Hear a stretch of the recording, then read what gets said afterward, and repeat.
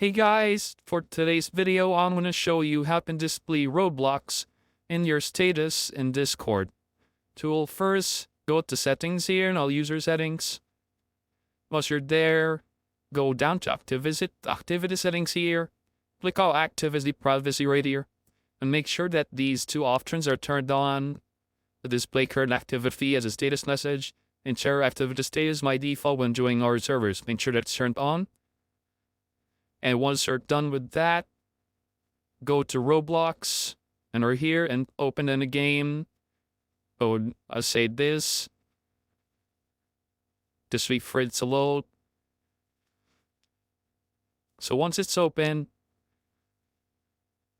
go back to Discord, and as you can see, it's now showing that my Roblox as my status there.